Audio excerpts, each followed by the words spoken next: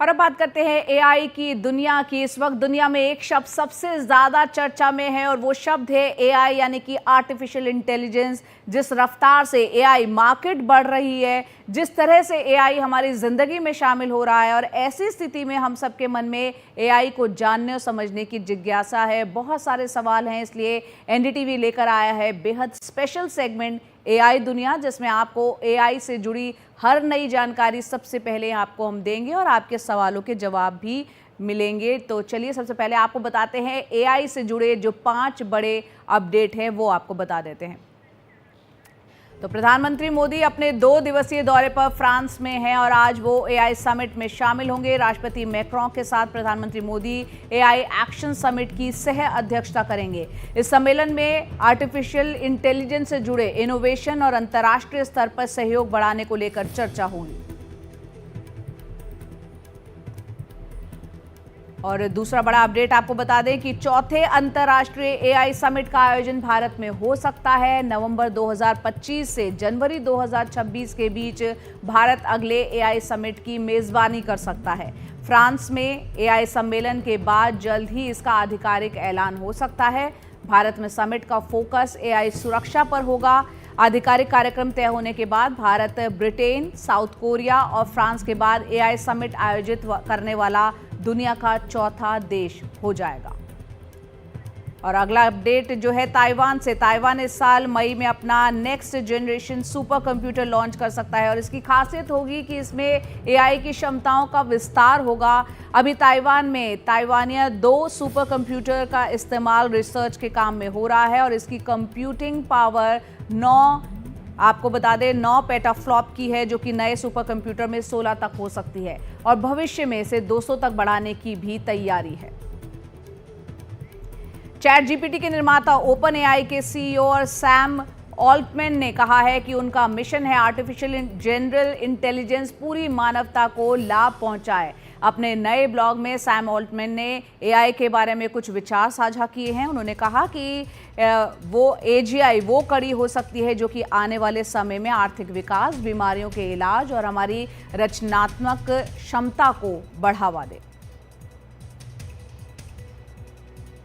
तो open AI अपने खुद के कस्टम एआई डेवलप करने पर काम कर रहा है। ऐसा एनवीडिया पर अपने निर्भरता खत्म करने के लिए ओपन एआई कर रहा है और टेक्नोलॉजी कंपनी जो है ऐसा करती रही हैं। एप्पल ने भी ऐसा ही किया है और जो सूत्र बता रहे हैं उसके मुताबिक इसी साल हमें ये चिप देखने को मिल सकती है। इन चिप्स से ओपन एआई के इंजीनियर्स और भी एडवांस प्रोसेसर्स डिज़ाइन कर सकते हैं और जो खबरें मिल रही हैं उसके मुताबिक गूगल के पूर्व कर्मचारी रिचर्ड हो की टीम इस चिप को तैयार कर रही है।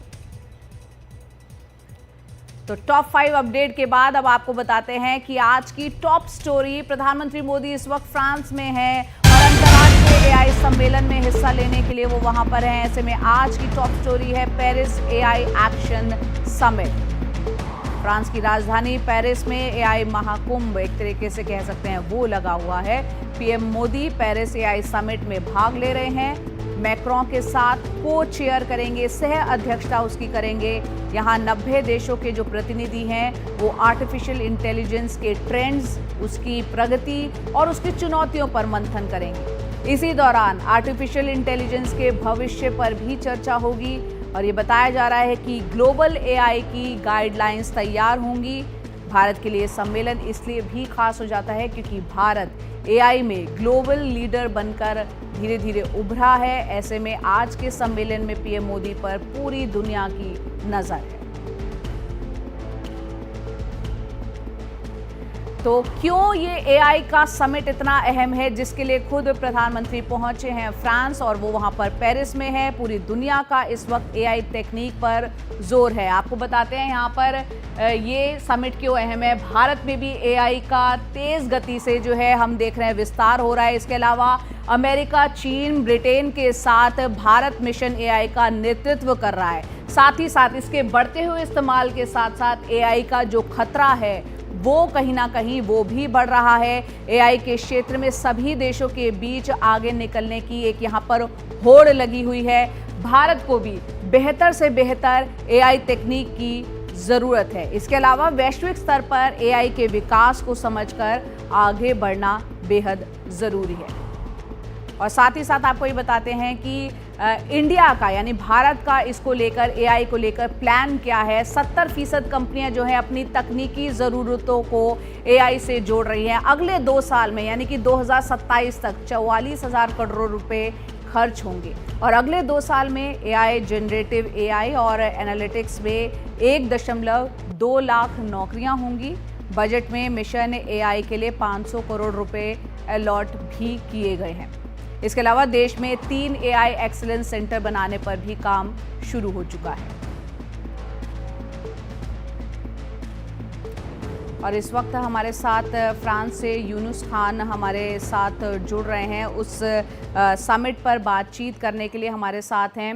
बहुत बहुत शुक्रिया यूनुस जी हमसे जुड़ने के लिए।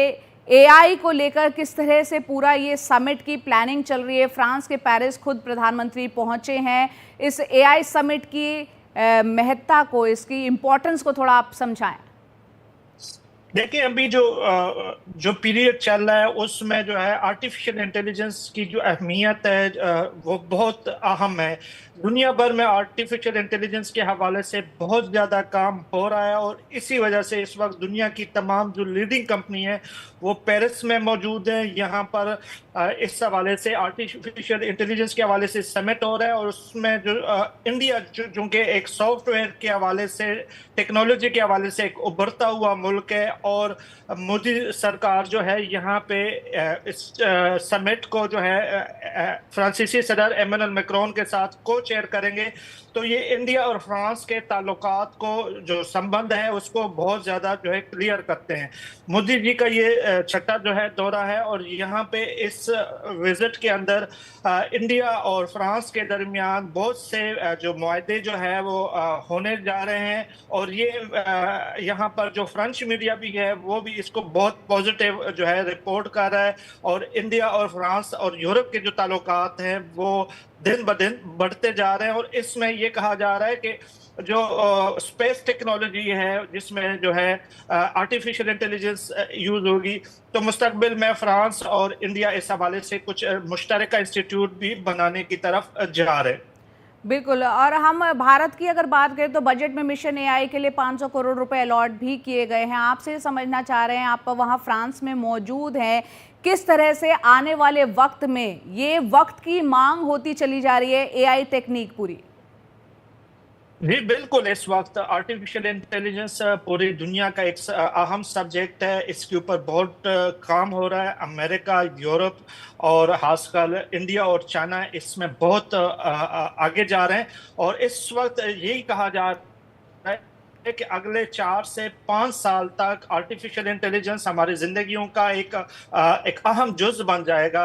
यहाँ पे इंडस्ट्रीज के हवाले से, टेक्नोलॉजी के हवाले से, मिलिट्री टेक्नोलॉजी के हवाले से जो आर्टिफिशियल इंटेलिजेंस होगा उसका एक अहम किरदार होगा। जैसे पिछले सदी में हम कंप्यूटर को देखते थे कि कंप्यूटर ने एक ज़िंदगी के अंदर बदलाव लेके आए, तो यही जो आर्टिफिशियल इंटेलिजेंस है इसमें हम देखेंगे कि ये अगले 10-15 सालों में हमारी ज़िंदगी में बहुत बदलाव लाएगा। और हम देख रहे हैं कि जितनी भी लीडिंग कंपनी है वो इस वक्त आर्टिफिशियल इंटेलिजेंस के अंदर जो है काम कर रही है और स्टूडेंट वगैरह भी जो है यहाँ पे जो आर्टिफिशियल इंटेलिजेंस के हवाले से काम कर रहा है। भारत को जहां तक भारत सरकार की बात है तो यहाँ फ्रांस के अंदर 1 लाख स्टूडेंट इंडियन मौजूद है और भारत सरकार की कोशिश है कि इसको 1 लाख से बढ़ाकर 5 लाख तक लाया जाए और ज्यादातर जो स्टूडेंट हो उनको आर्टिफिशियल इंटेलिजेंस की तरफ लाया जाए ताकि मुस्तकबिल के चैलेंजेस से निपटा जाए। तो इस हवाले से भी इनके दरमियान स्टूडेंट एक्सचेंज के हवाले से बात हो रही है और मुस्तकबिल में इंडिया और फ्रांस एक इंस्टीट्यूट बनाने जा रहे हैं जिसमें आर्टिफिशियल इंटेलिजेंस के हवाले से यूरोप और इंडिया मिलकर काम करेंगे। यूरोप और इंडिया मिलकर काम करेंगे। बहुत बहुत शुक्रिया फ्रांस से हमारे साथ जुड़ने के लिए यूनुस जी, बहुत बहुत धन्यवाद विस्तार से इस पर चर्चा करने के लिए। और अब आपको दिखाते हैं एआई दुनिया का जो अगला सेगमेंट है जिसमें आपके सवालों का जवाब दे रहे हैं हमारे सहयोगी शरत नायर। मेरठ से शलभ ने हमसे पूछा है कि अलग अलग एआई एजेंट्स और प्लेटफॉर्म्स एक ही सवाल के अलग अलग जवाब कैसे दे देते हैं। ये बात एकदम सही है। बाय द वे, अलग अलग एआई एजेंट्स को अगर आप एग्जैक्ट सेम सवाल पूछा भी जाए, यानी आप अपना क्वेश्चन कॉपी पेस्ट भी कर दें तो भी अलग जवाब मिल सकते हैं और इससे काफी कारण हो सकते हैं। मेरे हिसाब से सबसे बड़ा कारण है ट्रेनिंग डेटा। हर एआई मॉडल एक समुद्र जैसे साइज के डेटा सेट पर ट्रेन किया जाता है और हर किसी का डेटा सेट अलग हो सकता है, होता भी है।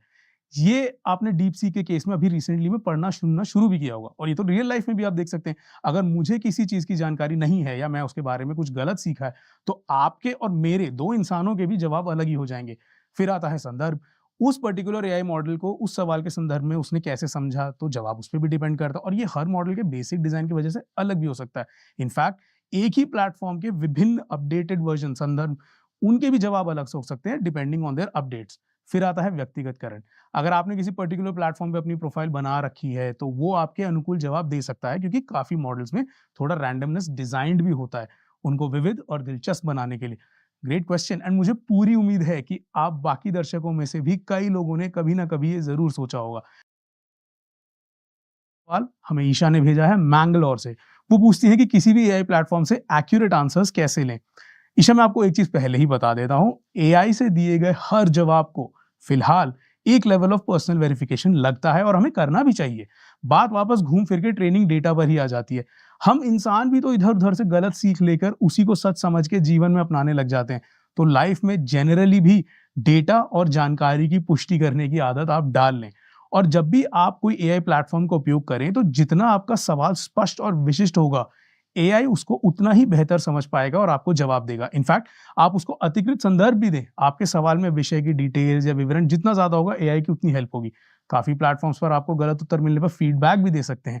इससे आपके भविष्य में होने वाले इंटरेक्शंस बेहतर हो सकते हैं। और हाँ, सुनिश्चित करें कि आप उस एआई मॉडल के सबसे नए संस्करण का उपयोग कर रहे हैं। तो ये था आज का एआई दुनिया, और इसकी खूबसूरती है ये कि कल फिर कुछ नया होगा। इंतजार रहेगा हमें आपका और आपके सवालों का।